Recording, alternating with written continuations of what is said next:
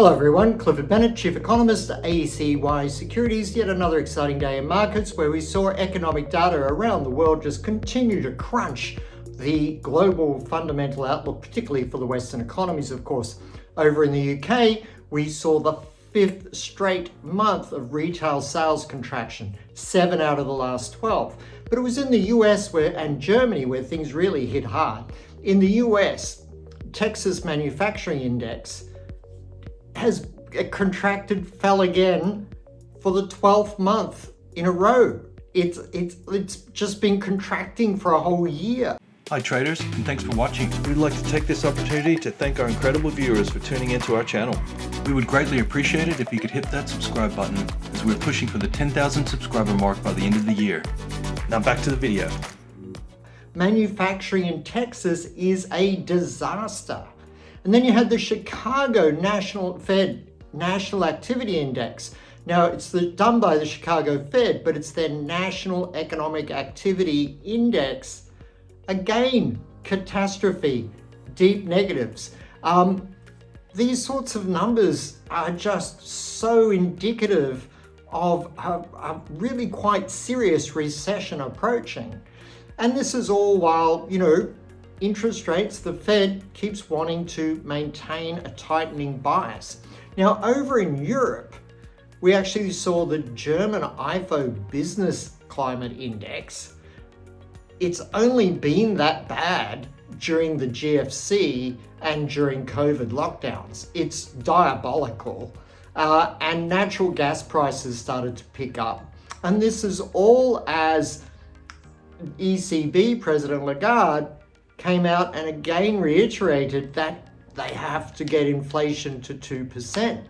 Now, this is crazy at the moment because it isn't interest rate hikes that are going to stop inflation, because the inflation is being driven by other forces. All interest rate hikes are going to do is further crunch these Western economies.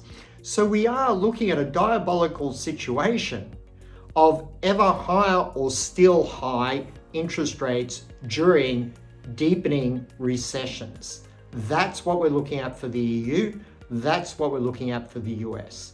In China, we still have a slowdown. So it goes without saying, this is not a strong fundamental backdrop for equities.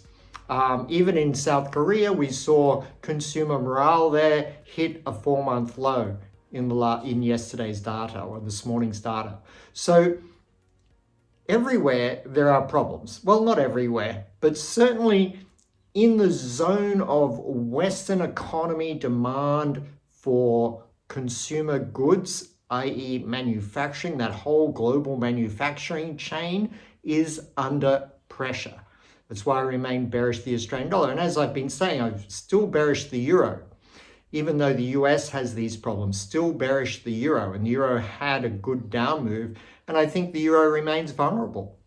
Oil and gold seem to have leveled off a little bit. I think a lot of markets are going into consolidation, except equities, which had a good Monday bounce day. In fact, if you look at the US 500 chart for yesterday, it closed on its highs. It looks like a one-day reversal. So there is price action encouragement in the very short term for US equities, perhaps for a day or two.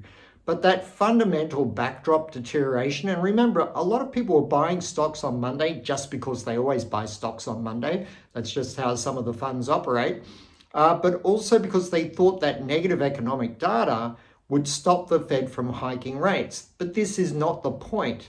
The point is the US economy is in trouble. It's likely to descend further, and there's not going to be any rescue activity from the Fed for that declining economy. In fact, in their own twisted minds, using 1960s textbooks, they think it's a good thing.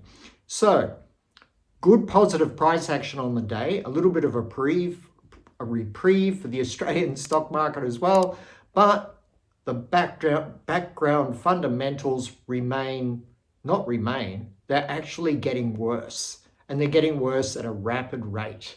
So watch out for some very serious stock market capitulation in the weeks and months ahead. And being bearish from the top, still bearish. It's been the right play. except for that period of a 6-month rally in stocks where everyone thought the Fed would be pivoting and cutting rates by now, which never happened. I always said would never happen, but the market believed it. That's why we got that rally. The market also believed that miraculously the US economy would be strong and the EU would bounce back and all sorts of geopolitical things would be resolved. And none of this is the case. In fact, some of the geopolitical pressures are indeed intensifying even this week further, unfortunately.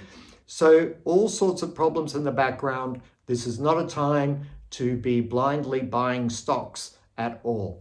As for bond yields, they continue to move higher. My short US 10-year bond positions are doing well. I've continued to suggest selling bonds as yields will continue to increase regardless of what the Federal Reserve does, because banks don't want to take any more risk in their lending, and they will continue to fatten the margins in any case, driving interest rates higher in both the US and Europe whilst their economies melt down. This is historically as bad as it gets.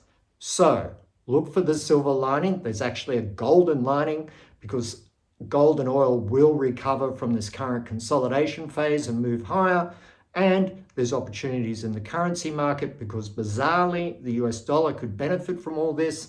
And also there's opportunities in the equity market to hedge your portfolio if you still have one, and to, go short, see what's going to happen ahead of other people, be short a market that is already clearly in a bear trend. That's my personal view. I hope it helps. I'm not here to give bad news. I'm here to see it as it is and try to convey that to you to help you survive, protect yourself in any adverse market situations. And then we will always look to capitalize on positive market situations as well. I hope that helps. All the best. Clifford Bennett.